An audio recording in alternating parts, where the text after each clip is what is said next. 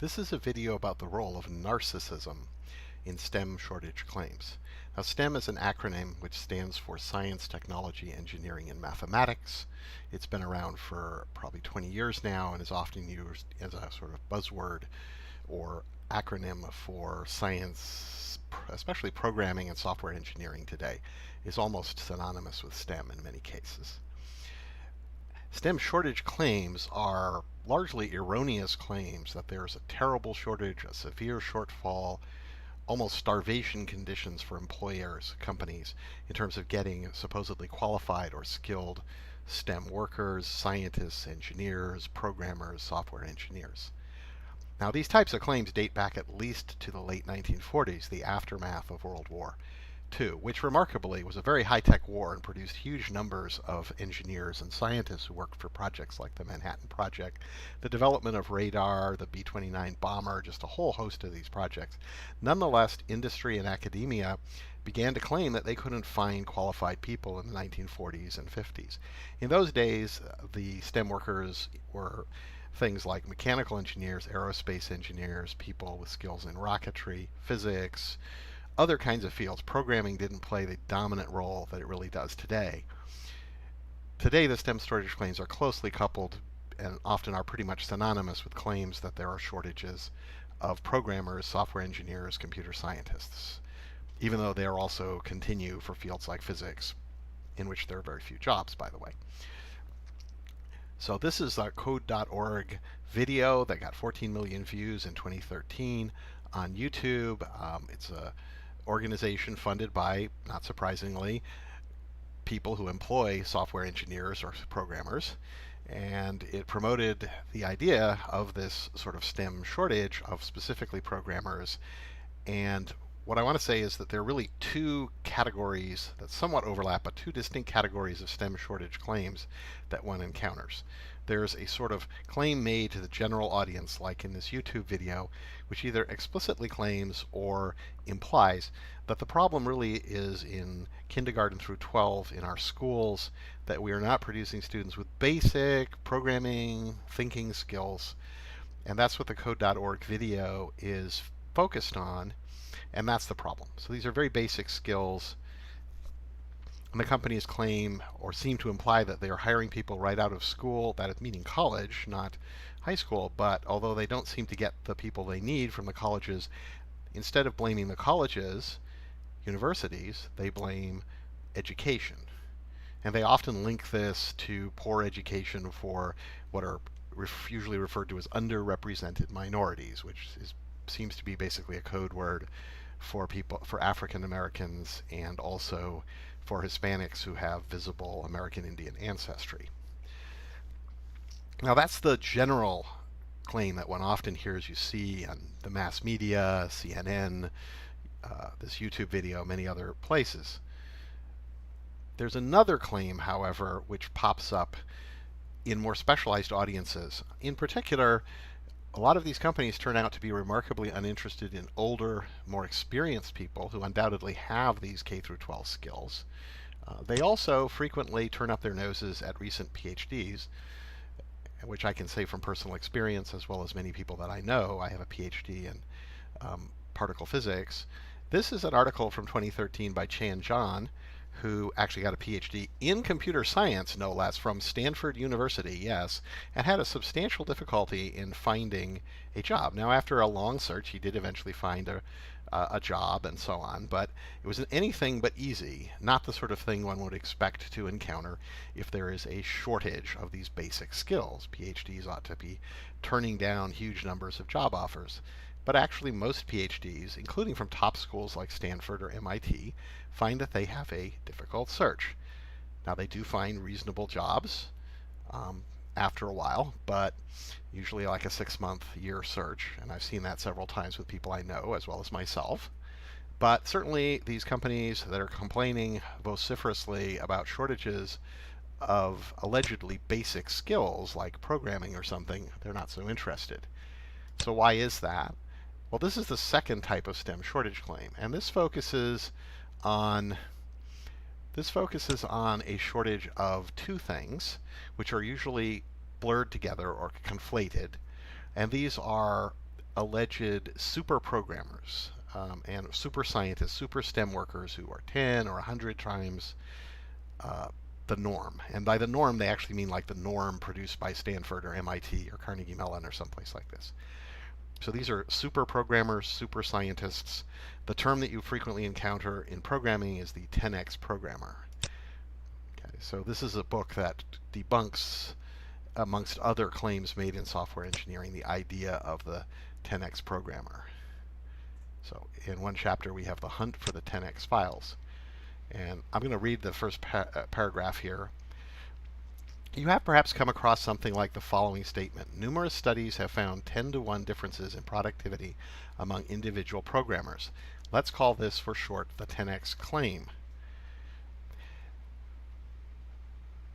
So when these employers that complain about STEM shortages are confronted about their unwillingness to hire PhDs, their unwillingness to hire people in their 40s and 50s, and in fact even late 30s frequently, they will invoke this idea of the 10x programmer or the super scientist. They also invoke the idea of a super specialist, someone who has very specific expertise. It's not really a shortage of programmers. It's a shortage of people with several years of professional, paid, private industry experience in specific programming languages, specific tools, specific areas of engineering, or specific science. So it's not sufficient if, for example, a company is doing something that actually involves physics, a fairly rare occurrence. Robotics companies, for example, sometimes actually need physics expertise. Your experience must be very specifically in just the right kind of physics, preferably working for another robotics company doing exactly the very similar thing. This is how they explain the purported shortage when they are confronted about this unwillingness to hire various groups of seemingly very highly qualified people. And it's not so openly trotted out when people ask questions about not hiring members of the so-called underrepresented minorities. They tend to stay away from even talking about that.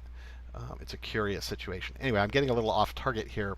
So the point is, narcissism really comes in as an explanation, an understanding of what these companies are doing with this second type of STEM shortage claim, where the issue is not a shortage of programmers or scientists. It's a shortage of supermen, of mutant supermen who are often super specialists as well. And the two categories are frequently blurred together.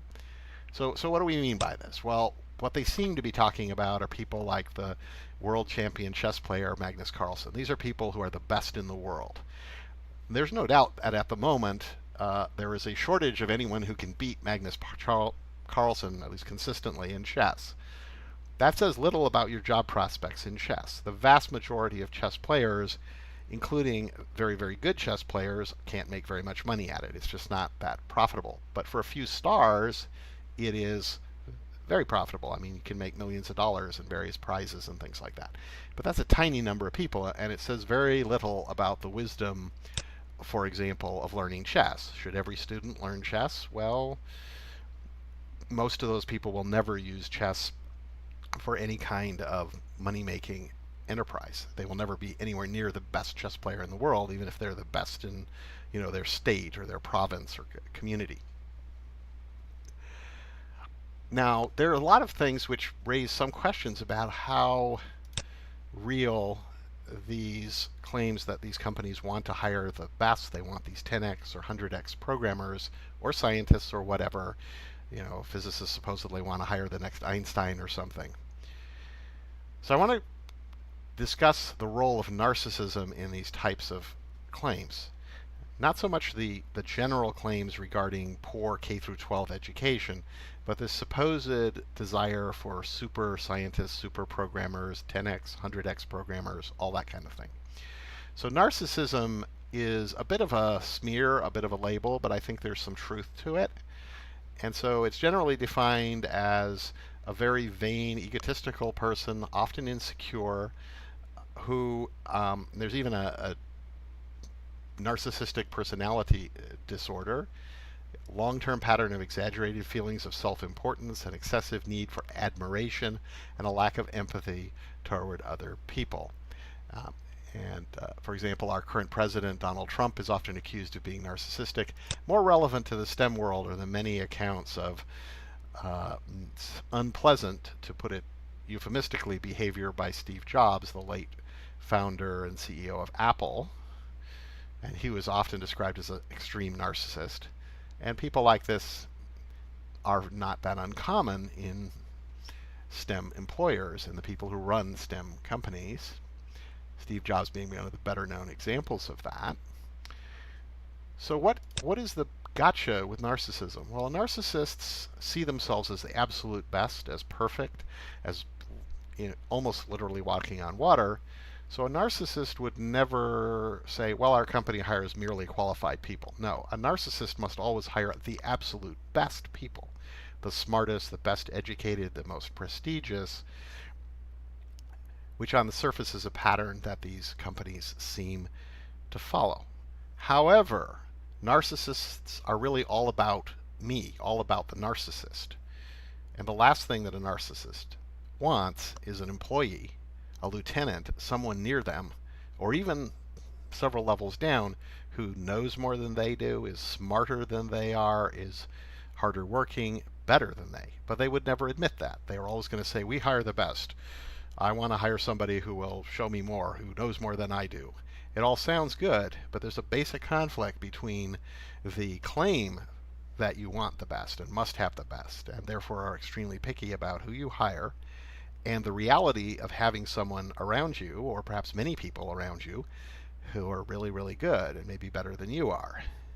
In fact, narcissists are often very insecure. The narcissism hides insecurity from an abusive childhood, parents who they had unreasonable demands, all sorts of things like that. All sorts of poor environments like that.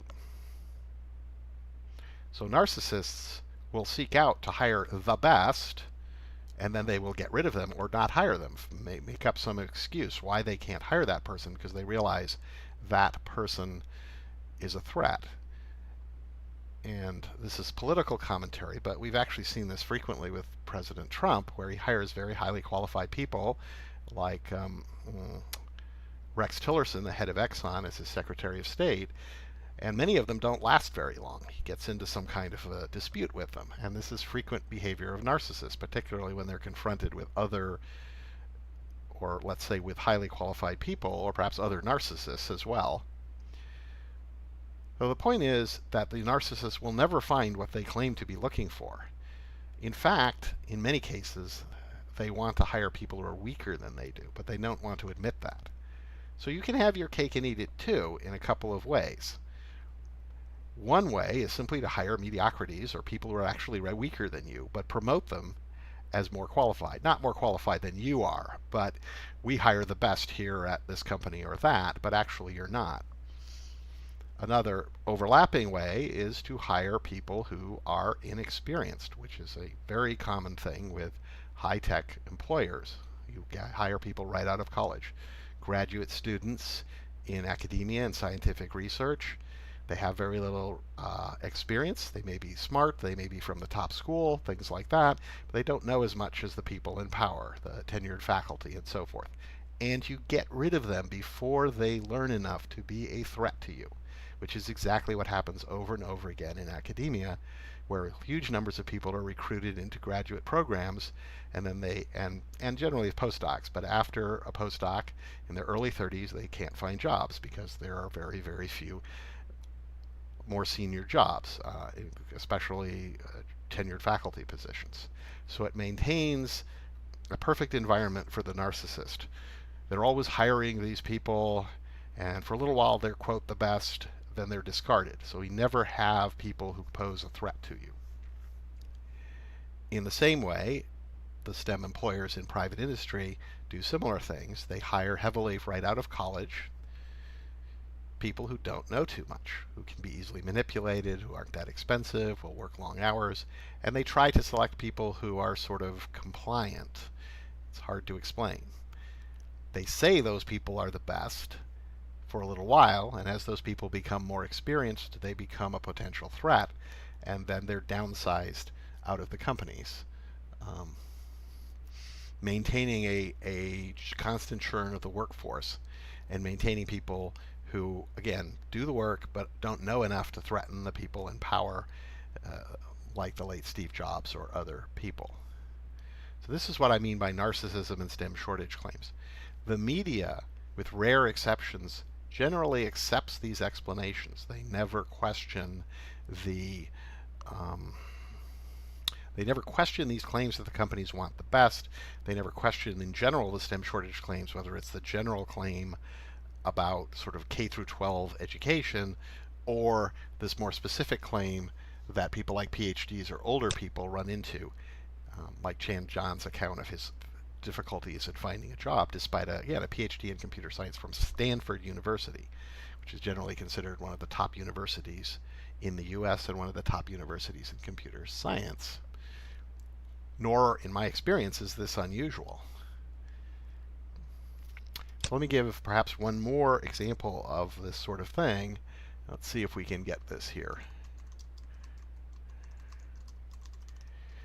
So one of the founding myths of the Silicon Valley is the story of William Shockley and the traitorous eight. These are the people who left the original semiconductor company, Shockley Semiconductor Company, to found Fairchild Semiconductor. And several of them, like Gordon Moore, went on to found Intel. Eugene Kleiner is actually one of the original partners of Kleiner Perkins. I think he's either passed away or retired. This story is told in a specific way. Shockley was a very difficult person to work for, not unlike Steve Jobs, but he's not glorified the way Steve Jobs was, despite creating essentially the transistor and the semiconductor industry.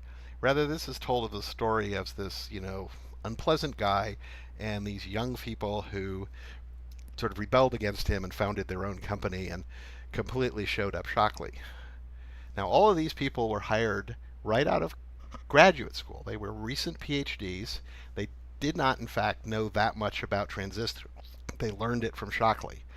And as soon as they had learned enough from Shockley, they founded their own company and ran over him. Now, Shockley undoubtedly had serious personal flaws. So did Steve Jobs and many other glorified founders. Did Shockley make the right decision by hiring a PhD? Apparently not. Suppose he'd hired less experienced people right out of college, for example. Maybe even these same people, but earlier in their career.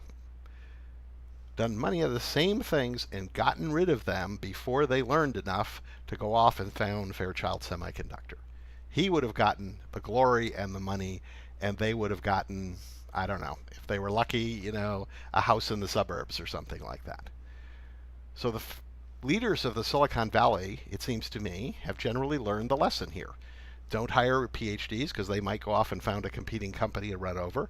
Go after younger, less experienced, weaker candidates, unlike Shockley, who hired the very best, a foolish decision as it turned out. So many of these companies, despite their claims that they want the best, the brightest, the people who can beat Magnus Carlsen in chess, no, that's not a good strategy.